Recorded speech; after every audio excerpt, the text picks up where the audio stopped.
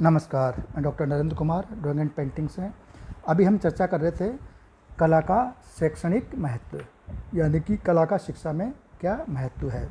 इसके बारे में हम चर्चा कर रहे थे कि कला किस प्रकार जैसे हमें सौंदर्यात्मक अनुभूति देती है, कला किस तरह से हमारे मनुष्य को मनुष्य बनाती है, उसके पूर्णता की ओर उसे अग्रसर करती है। साथ ही उसमें आत्मसंतोष, आत्मविश्वास और आत्मसंतुष्टि का विकास करती है, उसका एक हमें जगाती है। साथ ही हम जैसे इससे चर्चा कर चुके कला शिक्षा के कौन कौन से प्रमुख केंद्र हमारे देश के अंदर, जो कला शिक्षा के वर्तमान कौन कौन से केंद्र है, जैसे कला भवन शांति निकेतन के बारे में बताया, जज स्कूल ऑफ आर्ट बॉम्बे। तो इस प्रकार से आज भारत में हर एक राज्य में अनेक कला के केंद्र बने हुए हैं, जहाँ से हमें बच्चों को डिग्री डिप्लोमा की वो दी जा रही, डिग्री दी जा रही है, डिप्लोमा सर्टिफिकेट दिए जा रहे हैं। तो उस प्रकार साथ ही जैसे ये बताया कला शिक्षा और सामान्य शिक्षा के अंदर जो फ़र्क था कि एक सामान्य डिग्री लेने पर व्यक्ति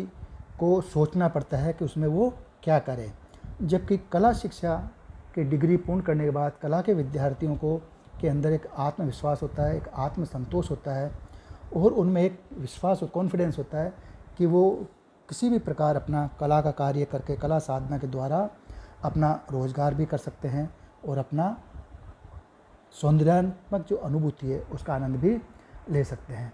तो जैसे इसमें बताया था आत्मविश्वास और निरंतर अभ्यास में इसकी जो कला शिक्षा की जो महत्वपूर्ण चीज़ है वह है आत्मविश्वास और निरंतर अभ्यास के बारे में। जैसे मैंने बताया था कि कला मनुष्य का एक ऐसा व्यवहारिक गुण है जिसकी कसौटी पर उससे सदैव खरा उतरना पड़ता है।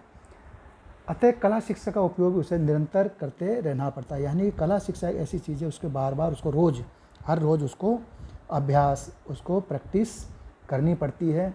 उसके द्वारा ही उसे निरंतर उपयोगी उसे निरंतर करते रहना पड़ता है।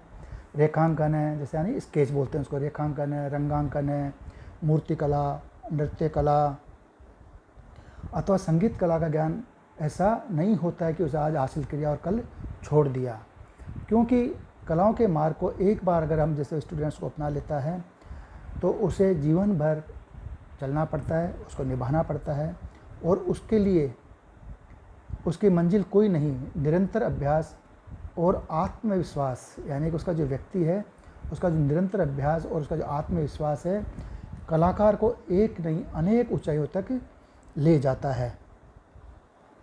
उसको जैसे उन्नति अनेक ऊंचाइयों की तरह उसको ले जाता है। उन्नति के किसी भी एक शिखर पर उसे चैन नहीं मिलता। कला का जो विद्यार्थी है तो उसे एक शिखर यानी एक उन्नति का जैसे एक छोटी सी कोई कामयाबी मिली वहाँ पर वो रुकता नहीं है, उसके अलावा आगे से आगे वो बढ़ता रहता है, यानी उसको एक शिखर पर उसको चैन नहीं मिलता और निरंतर अधिक प्रगति के शिखर खोजता रहता है। और हम कह सकते हैं कि कला की शिक्षा आदमी का भौतिक और आध्यात्मिक उन्नति के द्वार खोलती हुई उसे, यानी कि भौतिक रूप से और आध्यात्मिक रूप से समृद्ध संपन्न बनाती हुई उसके द्वार खोलती हुई उसे निरंतर प्रगति के पथ पर अग्रसर करती रहती है। और कला शिक्षा का महत्व इसलिए भी है कि मनुष्य में आत्मविश्वास जगाती है। जैसे मैंने बताया पूर्व में भी कि ये सबसे महत्वपूर्ण जो चीज़ है कला शिक्षा का वह है आत्मविश्वास, मनुष्य में आत्मविश्वास को जगाना। स्वतंत्र रूप से वह कार्य कर सकने की क्षमता विकसित करती है। और हम देखते हैं कि सामान्य रूप से शिक्षा की बीए, जैसे मैंने बताया था बीए एमए आदि डिग्रियां प्राप्त करके प्रतिवर्ष लाखों विद्यार्थी रोजगार न मिलने के कारण अपने अंधे भविष्य की ओर बढ़ रहे हैं। वे इस तथ्य से परिचित होकर बड़े कुंठित होते जाते हैं कि पर्याप्त वर्षों तक शिक्षा प्राप्त करने और डिग्री हासिल करने के बाद भी उन्हें कुछ नहीं मिला, जबकि ऐसी कुंठा या इस तरह का हीन भावना ललित कला या कला के किसी भी विद्यार्थी में देखने को नहीं मिलती है। अगर वह अभ्यास करता रहता है, खूब उसने अभ्यास करके प्रैक्टिस करता रहता है और जिसमें कला में डिग्री या डिप्लोमा हासिल कर रखा है उसे अपनी व्यवहारिक शिक्षा का लाभ स्पष्ट रूप से मिलता रहता है। अब जैसे हम करते हैं रोजगार के अवसर, कला शिक्षा में ऐसे अनेक क्षेत्र हैं जहाँ ललित कला के स्नातकों तथा अधिस्नातकों को कार्य करके रोजगार कमाने की सुविधा प्राप्त हो जाती है और ललित कला की शिक्षा उन्हें शीघ्र ही अनेक व्यवसायों की ओर अग्रसर कर सकती है।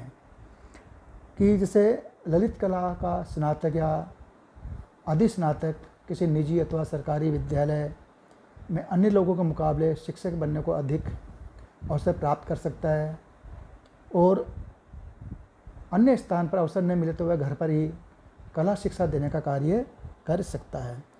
अब जैसे मान लो कला शिक्षा का अगर व्यक्ति डिग्रीधारी है, स्नातक है, स्नातकोत्तर है, तो वह उसे एक मान लो किसी भी स्कूल के अंदर एक शिक्षक बन सकता है। उसके अलावा अगर मान लो किसी कहीं भी इसको सरकारी या कोई सेवा नहीं मिलती तो भी वह अपने घर पर भी कला का कार्य कर सकता है, कला शिक्षा देने का कार्य कर सकता है। नंबर 2, उसके अलावा जैसे letter design, poster design, book layout, book cover एवं फोल्डर डिज़ाइन आदि का थोड़ा सा ज्ञान प्राप्त करके भी वह अपना स्वयं का छोटा मोटा आर्ट स्टूडियो कायम कर सकता है। यहाँ वह कंप्यूटर डिज़ाइनिंग का कार्य भी थोड़े से दिनों में ट्रेनिंग के बाद ही शुरू कर सकता है। यानी कि कला का जो विद्यार्थी है, जैसे मान लीजिए व्यावसायिक कला के अंदर भी जैसे लेटर डिज़ाइन है, पोस्टर डिज़ाइन है, बुक लेआउट है, बुक्स कवर है, फोल्डर डिज़ाइंस है आदि का भी वो थोड़ा सा एक बार सीखने के बाद या कुछ दिन का प्रशिक्षण लेने के बाद में वो प्रशिक्षित हो जाता है और वो आसानी से कला का विद्यार्थी ये कार्य कर सकता है। जैसे कंप्यूटर डिज़ाइन का कार्य भी थोड़े दिनों में वो शुरू कर सकता है। संगीत और नृत्य जैसी कला के स्नातक भी अपने घर में नृत्य शिक्षा केंद्र अथवा संगीत शिक्षा केंद्र चला सकते हैं। इसके अलावा जैसे ललित कला के स्नातकों के लिए रोजगार की एक और दिशा भी है कि आजकल ओल्ड मास्टर्स, चाहे वे पश्चिम के हो अथवा भारत के, यानी जो पूर्व जो आर्टिस्ट हैं कि कृतियों की प्रतिकृतियाँ का कार्य भी बड़ी तेज़ी से चल रहा है। यानी कि जो मास्टर आर्टिस्ट रहे हैं, चाहे वे पश्चिम के रहे हैं और पूर्व यानी भारत के रहे हैं, तो उन जो मास्टर आर्टिस्ट हैं, उन मास्टर आर्टिस्टों की जो कलाकृतियाँ हैं, उन कलाकृतियों यानी जो पेंटिंग हो जानी उसको बोलते हैं हम कॉपी वर्क है। यानी कि उनकी कृतियों की प्रतिकृतियों का कार्य भी आजकल खूब लोग पसंद कर रहे हैं। तो जैसे बड़े बड़े होटलों में, संस्थानों में काफ़ी अच्छी कीमत में उनकी प्रतिकृतियाँ यानी उनकी जो कॉपी वर्क है उसको ख़रीदा जाता है। ये कृतियाँ जल रंगों, तेल रंगों में बनाई जा सकती है। तो एक कला विद्यार्थी के लिए ये भी एक सुनहरा अवसर होता है कि जो पूर्व के जो मास्टर आर्टिस्ट हैं, चाहे कहीं के भी हो, उनकी जो अनुकृतियाँ करके भी वो अपना अच्छा रोज़गार कर सकता है। और प्रतिकृतियों का व्यवसाय जो विगत अनेक वर्षों में चल रहा है वह लघु चित्रों से भी संबंधित है।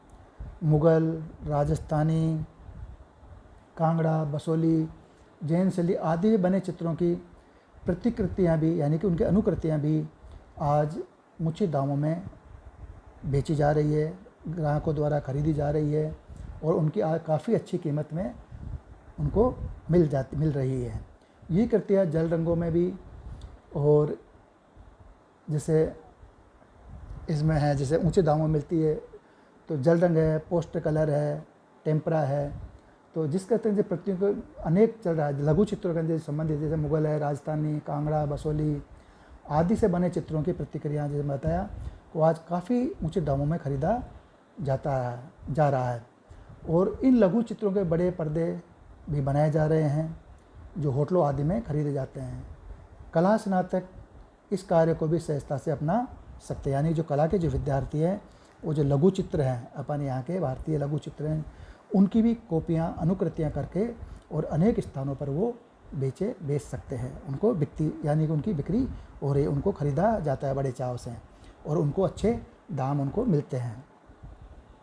इसके साथ ही आजकल कंप्यूटर का प्रचलन पर है, सभी समाचार पत्रों, व्यापारिक संस्थानों में हो गया है और छोटी बड़ी विज्ञापन एजेंसियां भी ग्राफिक आर्ट संबंधी कार्य के लिए कंप्यूटर रखने लगी है और ललित कलाओं के स्नातकों के लिए यहाँ ग्राफिक आर्टिस्ट बनने का पर्याप्त अवसर रहता है।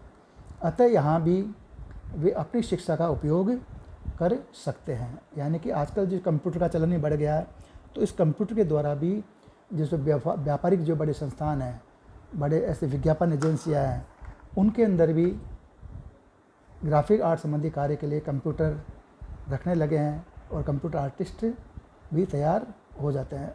और जो ललित कला के विद्यार्थी हैं उनके लिए काफ़ी आसान होता है क्योंकि वो ग्राफिक आर्टिस्ट बनने के लिए यहाँ पे पर्याप्त अवसर उनको मिल जाते हैं। अतः यहाँ भी वे शिक्षा का उपयोग, अपनी कला शिक्षा का उपयोग कर सकते हैं। अब कला शिक्षा आज का व्यवसाय से गहरा संबंध स्थापित हो चुका है।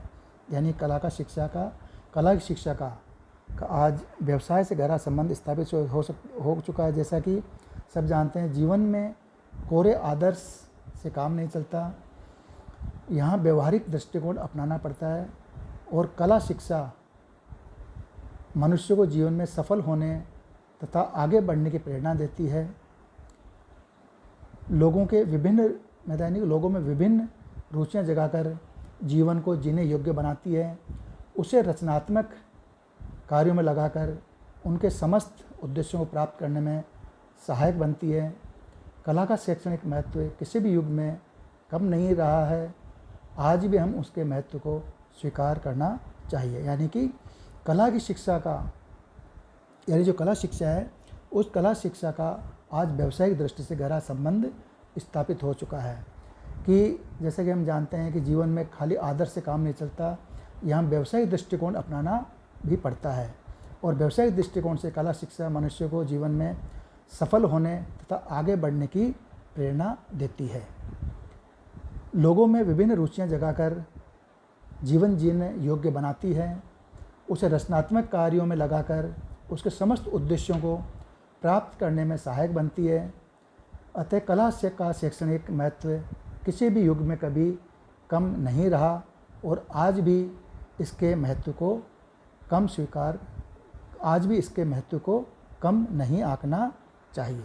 धन्यवाद। इस प्रकार ये कला शिक्षा का जो महत्व है उसके बारे में हम आज चर्चा करी। अब आगे हम इससे जो नया टॉपिक है उसके बारे में हम चर्चा करेंगे, जिसमें जैसे मान लो कला प्रदर्शनियाँ हैं, कला प्रदर्शनी और समाज है, कला की जो विभिन्न कला प्रदर्शनियों के कौन कौन सी महत्वपूर्ण कला विधियाँ हैं, उनके बारे में हम आगे वाले में उसमें चर्चा करेंगे। धन्यवाद।